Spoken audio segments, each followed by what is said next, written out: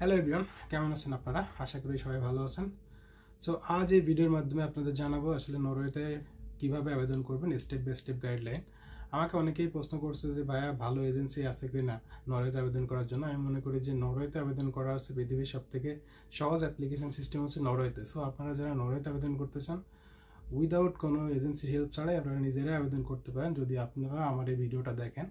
So ভিডিওটা step by step দেখানোর আগেই আপনাদের যে বিষয়টা জানানো দরকার সেটা হচ্ছে যে নরওয়েতে আবেদন প্রক্রিয়া কখন শুরু হয় এবং এবং কী কী ডকুমেন্ট লাগে সেই বিষয়টা একটু জানা দরকার আপনাদের। নরওয়েতে আবেদন শুরু হয় হচ্ছে নভেম্বর থেকে শুরু হয়, নভেম্বর থেকে ডিসেম্বরের 1 তারিখ পর্যন্ত চলে।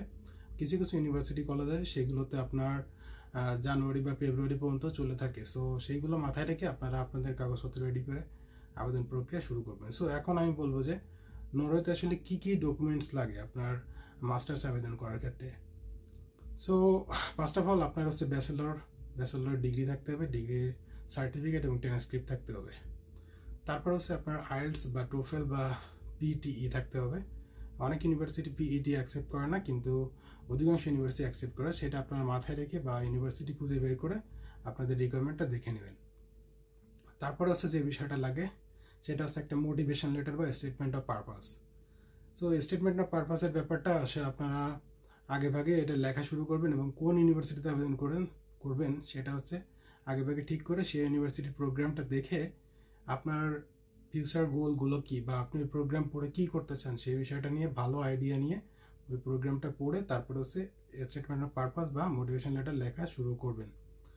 সো তারপরে কি লাগে, তারপরে হচ্ছে আপনার যদি কোনো প্রফেশনাল এক্সপিরিয়েন্স থাকে, ফর এক্সাম্পল আপনি পড়াশোনা করছেন ইঞ্জিনিয়ারিংয়ে, আপনি কোনো ইঞ্জিনিয়ারিং কোনো ইন্টার্নশিপ করছেন বা ইঞ্জিনিয়ারিং কোনো ফিল্ডে জব করছেন, তো সেই ক্ষেত্রে এটা খুবই ভালো কাজ দিবে এবং আপনার অ্যাডমিশনের পাওয়ার যে কম্পিটিশন সেটা অনেকটা কমিয়ে দেবে এবং আপনাকে অ্যাডমিশন পেতে খুব সাহায্য করবে।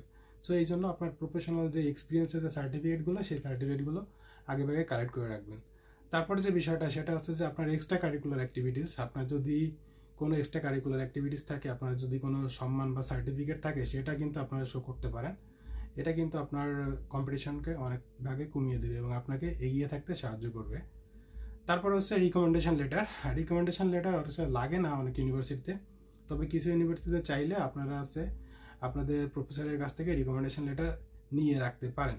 তবে আমি মনে করি যে নরওয়েতে অ্যাপ্লিকেশন করার সময় রিকমেন্ডেশন লেটার লাগে না এবং আপনার এটার খুব বেশি প্রয়োজন নাই বলে আমি মনে করি। তারপরেও আপনারা নিয়ে রাখতে পারেন, সাবমিটও করতে পারেন, এটা হচ্ছে অপশনাল, আপনি চাইলে করতে পারেন, না চাইলে না করতে পারেন। সো এই হলো হচ্ছে আপনার নরওয়েতে কী কী ডকুমেন্টস লাগবে এবং এই ডকুমেন্টসগুলো আগে ভাগে আপনাদের রেডি করতে হবে। সো এখন চলে যাবে স্ক্রিনে যে আপনাদের দেখাবো আসলে কিভাবে শুরু থেকে শুরু করবেন, কিভাবে সাবজেক্টগুলো খুঁজে বের করবেন, কিভাবে ইউনিভার্সিটি চুজ করবেন, কিভাবে সাবজেক্ট চুজ করবেন, তারপরে কিভাবে কোন ওয়েবসাইটের ভিতর দিয়ে অ্যাপ্লিকেশন করবেন। এই সম্পূর্ণ প্রক্রিয়াটা থাকবে এই পরবর্তী অংশে। সো ভিডিওটি স্কিপ না করে সম্পূর্ণ দেখলে আপনারা বুঝতে পারবেন এবং সহজেই নরওয়েতে আবেদন করতে পারবেন উইদাউট কোনো এজেন্সির হেল্প ছাড়া। সো চলে আসলাম স্ক্রিনে। এখন আপনাদের দেখাবো আসলে নরওয়েতে আপনারা কিভাবে আবেদন করবেন স্টেপ বাই স্টেপ। প্রথমে তো আপনাদের যেতে হবে কোথায়, সেটা হচ্ছে যে studyinnorway.no এই ওয়েবসাইটে যাবেন। যাওয়ার পরে এইখানে দেখতে পারবেন এই ওয়েবসাইটটা এরকম। সো ওয়েবসাইটে যাওয়ার পরে আপনি স্টাডি অপরচুনিটিতে যাবেন। এখানে যাওয়ার পরে দেখবেন যে এখানে education level, subject, area, reason আর ইনস্টিটিউশন। সো এখন আপনি আপনার ইচ্ছা মতো আপনার এডুকেশন লেভেল চুজ করতে পারেন। বাট বাংলাদেশ থেকে যেহেতু ব্যাচেলরে ভিসা দেয় না, সেহেতু আপনারা মাস্টার্স আবেদন করবেন, মাস্টার্স অথবা পিএইচডিতে আবেদন করবেন। যাই হোক, আমি এখন মাস্টার্সের আবেদনটা দেখাচ্ছি কিভাবে আবেদন করবেন। মাস্টার্সে ক্লিক করবেন, ক্লিক করার পরে সাবজেক্ট এরিয়াতে যাবেন। আপনার এখান থেকে সব এরিয়া আছে, আপনার যে এরিয়া সেই এরিয়াতে যাবেন। আমি ফর এক্সাম্পল আমি জার্নালিজমটা নিলাম, social science, journalism and information এটা নিলাম। এখানে রিজন সিলেক্ট করতে পারেন, তো আমি মনে করি যে এটা না সিলেক্ট করলেও হয়, ইনস্টিটিউশন না সিলেক্ট করলেও হয়। আপনি দেখতে পারেন কতগুলো ইউনিভার্সিটিতে আপনার সাবজেক্ট আছে, একটা এই ওয়েবসাইটের ভিতর দিয়ে আপনি দেখতে পারবেন এবং সহজে আপনি সিলেক্ট করতে পারবেন এবং আবেদন করতে পারবেন। সো এখানে সিলেক্ট করার পরে আমি হচ্ছে যে কোনো একটা সাবজেক্টে আবেদন করব। ফর এক্সাম্পল আমি আপনাদের দেখাবো যে এখানে বিভিন্ন রকম সাবজেক্ট আছে, সোশ্যাল সায়েন্সের সাবজেক্ট আছে, ইঞ্জিনিয়ারিং সাবজেক্ট আছে, ইনফরমেশন টেকনোলজি, সব ধরনের সাবজেক্ট আছে। সো আমি আপনাদের দেখাবো আমি যে ইউনিভার্সিটিতে পড়ছিলাম সেই ইউনিভার্সিটিতে দেখাবো। তো সেই ইউনিভার্সিটিটা হচ্ছে এইটা। আমি মাস্টার্স ইন গ্লোবাল জার্নালিজমে পড়ছিলাম নরওয়েতে। তো আমি এখন এইটাতেই দেখাবো যাতে আপনারা বুঝতে সুবিধা হয়, এবং আমি কিভাবে আবেদন করছিলাম সেটা আপনাদের দেখাচ্ছি। আসলে এখানে ঢুকলে আপনারা দেখতে পারবেন যে বিষয়ে প্রোগ্রামের ইন্ট্রোডাকশন দেওয়া আছে, আসলে প্রোগ্রামটা কি, এবং ওই ওই ইউনিভার্সিটির কিছু গুরুত্বপূর্ণ ইনফরমেশন এখানে দেওয়া থাকবে, এবং এটা বলা থাকে যে কবে আবেদন করতে পারবেন এবং আবেদনের ডেডলাইন কবে দেয়। এখন দেখেন, নর্ডিক অ্যাপ্লিকেন্ট, আপনি যদি নরওয়ের বা নরওয়ে, ডেনমার্ক ও ফিনল্যান্ডের ভিতরে থাকেন তাহলে আপনি এই সময়টায় 1 জুনের ভিতরে আবেদন করতে পারবেন, এবং এই 1 জুনের ভিতরে আবেদন করবেন, এবং আপনার পড়াশোনা শুরু হবে কিন্তু অগস্টে। সো এটা হচ্ছে নর্ডিক। আর ইউ অ্যাপ্লিকেন্টের জন্য, সারা ইউরোপের জন্য 15 এপ্রিল, এবং আমরা যারা ইন্টারন্যাশনাল স্টুডেন্ট তাদের জন্য আসলে নন ইউ অ্যাপ্লিকেন্ট, এটা হচ্ছে 1 ফেব্রুয়ারি। কিছু কিছু ইউনিভার্সিটি আছে 1 ডিসেম্বরের ভিতর আপনার আবেদন ডেডলাইনটা চলে যায়, আর কিছু কিছু ইউনিভার্সিটি আছে ফেব্রুয়ারি পর্যন্ত দিয়ে থাকে, 1 ফেব্রুয়ারি, যেমন এইটা। সো যেগুলো হচ্ছে ইউনিভার্সিটি গুলো সেগুলো একটু টাইম বেশি দেয়, সেটা আপনারা মাথায় রেখে আপনার কাগজপত্র রেডি করে আবেদন করবেন। সো সো এটা হচ্ছে ফেব্রুয়ারির 1 তারিখ পর্যন্ত আছে। সো এখন আমি চলে যাব কিভাবে আবেদন করতে হয়। এখানে কিন্তু রিকোয়ারমেন্ট দেওয়া আছে, আসলে কি কি রিকোয়ারমেন্ট লাগবে এখানে।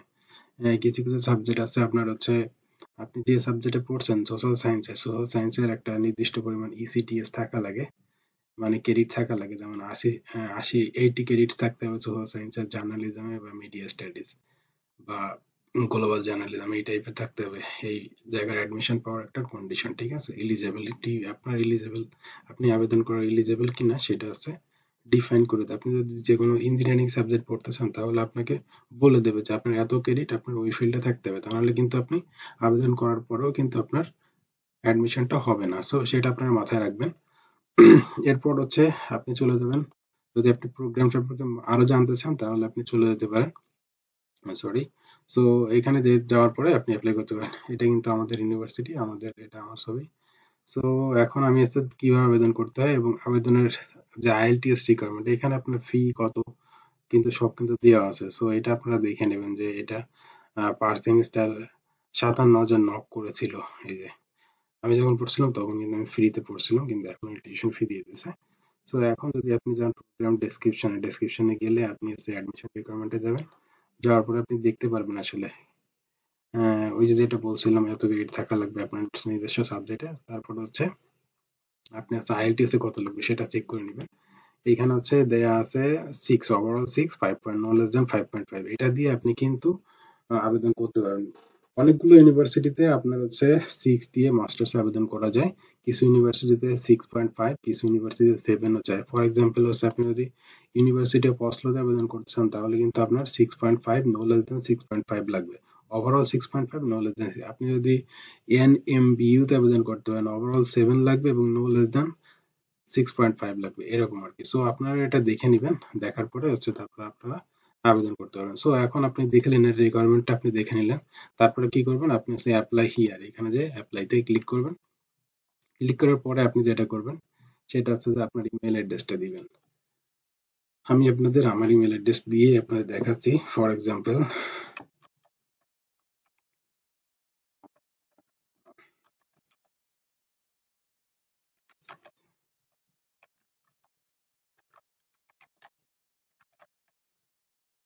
সরি, হ্যাঁ, প্রথম হচ্ছে এটা ইমেল অ্যাড্রেসটা মাথায় রাখলেন। প্রথম হচ্ছে রেজিস্টার নিউ ইন্টারন্যাশনাল অ্যাপ্লিকেন্ট, এখানে ক্লিক করবেন। তারপরে এখানে হচ্ছে আপনি একটা নাম দিবেন, যে কোনো একটা নাম দিবেন। মনে করেন যে আপনার নাম হচ্ছে রাফি, রাফি রহমান, RAHMAN, সো এরকম আর কি। তারপরে ইমেল অ্যাড্রেসটা দিলেন, তারপরে আবার ইমেল অ্যাড্রেসটা দিলেন, তারপরে সিটিজেনশিপ আপনি তো অবশ্যই বাংলাদেশি। তারপরে হচ্ছে একটা ডেট সিলেক্ট করলেন, 20/12/2000, মনে করেন যে একটা দিলেন, আপনি মেল বা ফিমেল একটা দিয়ে সাবমিট করলেন। সাবমিট করার পরে এখন হচ্ছে আপনার কিন্তু ওই ইমেল অ্যাড্রেসে কিন্তু একটা, আপনার ইমেল অ্যাড্রেসে কিন্তু একটা কোড গেছে অলরেডি, একটা পাসওয়ার্ড গেছে। সো এখন আপনি ওই ইমেল অ্যাড্রেসটা দিবেন আর ওই ইমেল থেকে পাসওয়ার্ডটা নিয়ে আসবেন। সো ইমেল থেকে পাসওয়ার্ডটা আনার জন্য হচ্ছে আমাকে সো আমি ইমেলে গেলাম, ইমেলে যাওয়ার পরে আমি পাসওয়ার্ডটা পেলাম, পাসওয়ার্ডটা পাওয়ার পরে এখানে লগ ইনে ক্লিক করলাম। তো লগ ইনে ক্লিক করার পরে এখানে আপনি সেভ চাইলে সেভ করতে পারেন, না চাইলে নাই। তো আমি করলাম না। সো এখানে আপনার এখন কি করতে হবে, আপনার অ্যাড্রেসটা এখানে যা যা আছে, মনে করেন যে আপনার একটা অ্যাড্রেস ঢাকা, বাংলাদেশ আর সামথিং লাইক দ্যাট। আপনার যদি কোড থাকে, কোনো পোস্টাল কোড টোড থাকে, সেটা এখানে আপনারা দিবেন, সামথিং লাইক দ্যাট। দেওয়ার পরে হচ্ছে আপনি বাংলাদেশ দিবেন আবার এখান থেকে। দেওয়ার পরে আপনার কান্ট্রি কোড বাংলাদেশ, বাংলাদেশ এইখানে একটা নাম্বার দিয়ে দিলেন 1।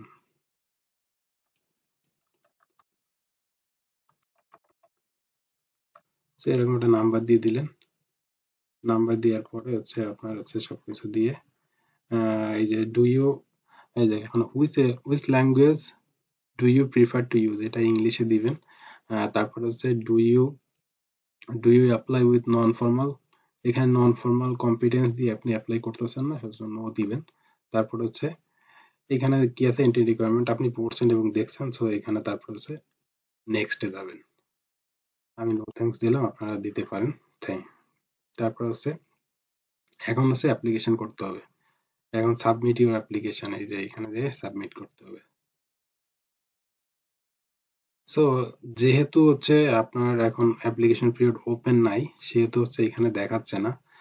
এখানে আপনার আসলে সাবমিট করতে পারবেন না। আপনি হচ্ছে যখন আপনার অ্যাপ্লিকেশন ওপেন থাকবে তখন কিন্তু এখানে দেখাবে যে আপনি কোন সাবজেক্টে আবেদন করতে চাচ্ছেন, এবং সেটা এখানে শো করবে। শো করার পরে সেটার উপরে ক্লিক করার পরে আপনি হচ্ছে নেক্সটে ক্লিক করবেন। নেক্সট ক্লিক করার পরে তখন আপনাকে নেক্সটে ক্লিক করলে কিন্তু আপনার যদি কোনো কিছু ইনফরমেশন দরকার হয় সেটা চাইবে, সেটা ফিল আপ করবেন, তারপরে সাবমিট করবেন। সাবমিট করার পরে এটা আপনার সাবমিট করতে 1 মিনিটও লাগবে না। আপনার সব ইনফরমেশন দেওয়ার পরে সাবমিট করবেন। সাবমিটে ক্লিক করলে আপনার 1 মিনিটও লাগবে না। সো আপনি সাবমিট করে দিলেন। সাবমিট করার পরে এখন আরেকটা অপশন আসবে যে ডকুমেন্টস। আপনার একটা নির্দিষ্ট টাইমলাইন থাকবে যে আপনার সেই ডকুমেন্ট গুলো আপনারা আপলোড দিবেন, এবং এখানে কি কি ডকুমেন্টস লাগবে, এখানে আপনার হচ্ছে যে ডকুমেন্ট লাগবে সেটা কিন্তু একটা লিস্ট ওরা দিয়ে দেবে।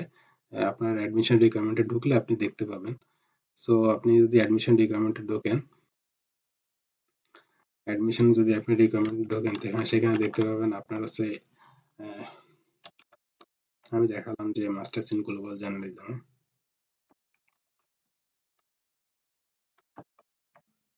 আমি যদি ওইটাই দেখাই, মাস্টার্স ইন গ্লোবাল জার্নালিজম, এখানে কি রিকোয়ারমেন্ট ছিল, অ্যাডমিশন রিকোয়ারমেন্ট, এখানে আপনি যে এখানে হচ্ছে আপনার হচ্ছে কি কি দিতে হবে, আপনার হচ্ছে ব্যাচেলর দিতে হবে, ব্যাচেলরের সার্টিফিকেট। আর আমি বলবো যে আপনার যদি এক্সট্রা কোনো কোয়ালিফিকেশন আপনি মাস্টার্স করে থাকেন সেটাও কিন্তু দিতে পারেন। সেটা দিলে হবে কি, আপনার অ্যাপ্লিকেশনটা আরো বেশি স্ট্রং হবে এবং আপনার অ্যাডমিশন পাওয়াতে আমার মনে হয় যে সহজ হবে। অনেকেই মনে করেন যে তারা দিতে চায় না আসলে, যে আমি একটা মাস্টার্স অলরেডি করছি, এটা আমি দিব কিনা। তো আমি আপনাদের সাজেস্ট করবো যে আপনারা দিয়ে দিয়েন, তাহলে হবে কি আপনার অ্যাডমিশনের যে কম্পিটিশনে আপনি এগিয়ে থাকবেন।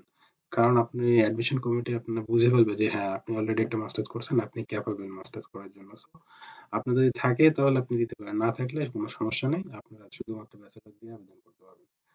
তো তারপরে আপনার ব্যাচেলর সার্টিফিকেট, তারপরে আপনার ইংলিশ টেস্ট, তারপরে হচ্ছে আপনার মোটিভেশন লেটার, বা আপনার আপনি আসলে ওই প্রোগ্রামে পড়ে কি করতে চান, বা আপনার ফিউচারে কি হওয়ার ইচ্ছা, বা আপনি জব করলে কোন সেক্টরে জব করবেন, বা পিএইচডি করলে বা রিসার্চ করতে চাইলে কি ক্ষেত্রে রিসার্চ করতে পারেন, বা আপনার মাস্টার্স প্রোগ্রাম করে আপনি কি হতে চান, এই বিষয়টা নিয়ে আপনাকে একটা ডিটেলসে 500 থেকে 700 ওয়ার্ডের অনেকের রিকোয়ারমেন্ট থাকে, ওইখানে লেখা থাকে। সো সেই রিকোয়ারমেন্ট অনুযায়ী আপনার কিন্তু একটা মোটিভেশন লেটার বা স্টেটমেন্ট অফ পারপাস এটা দিতে হবে। তারপর হচ্ছে আপনার আইএলটিএস, তারপরে হচ্ছে আপনার যদি কোনো জব এক্সপিরিয়েন্স থাকে সেই জব এক্সপিরিয়েন্সের সার্টিফিকেট, তারপরে যদি আপনার কোনো এক্সট্রা কারিকুলার অ্যাক্টিভিটিস, যদি আপনার কোনো পুরস্কার বা সম্মাননা থেকে থাকে, সো সেটাও আপনারা দিতে পারেন। সো এইগুলো দিলে হয় কি, আপনার হচ্ছে আহ, আপনার অ্যাপ্লিকেশনটা স্ট্রং হবে। আর নরওয়েতে অ্যাপ্লিকেশন করার জন্য আপনার কিন্তু কোনো রিকমেন্ডেশন দরকার হয় না। তো সেই ক্ষেত্রে আপনাদের কোনো প্রফেসরের কোনো রিকমেন্ডেশন লাগবে না, তো সেটা আপনাদের না নিলেও হবে। তো এইটা হচ্ছে নরওয়েতে অ্যাপ্লিকেশন প্রসেসের যে ডকুমেন্টসগুলো লাগে সেই ডকুমেন্টসগুলো। আরেকটা বিষয় সেটা হচ্ছে যে আপনারা নরওয়েতে যারা যারা আবেদন করবেন তারা আগে ভাগেই হচ্ছে আপনাদের যে সার্টিফিকেট অ্যাটাস্টেশন সেটা কিন্তু করে রাখবেন। তাহলে হবে কি, তাহলে হচ্ছে আপনারা খুব সহজেই কিছু কিছু ইউনিভার্সিটিতে হচ্ছে আপনার অ্যাটাস্টেশন লাগে, কিছু কিছুতে লাগে না। তো আমি মনে করি যে সবগুলো ইউনিভার্সিটিতে যেহেতু আবেদন করবেন, কোনোটা বাদ দিবেন না, সেহেতু আপনারা হচ্ছে সার্টিফিকেট গুলো অ্যাটাস্টেশন করে নেবেন, তাহলে আপনাদের জন্য সুবিধা হবে। তো এই ছিল আজকে আপনার নরওয়েতে কিভাবে আবেদন করবেন, কিভাবে সাবজেক্ট চুজ করবেন এবং আপনার কি কি রিকোয়ারমেন্ট লাগে এবং হচ্ছে আপনার কি কি ডকুমেন্টস রেডি রাখতে হয়। সো ফুল প্রক্রিয়াটা ছিল এটাই।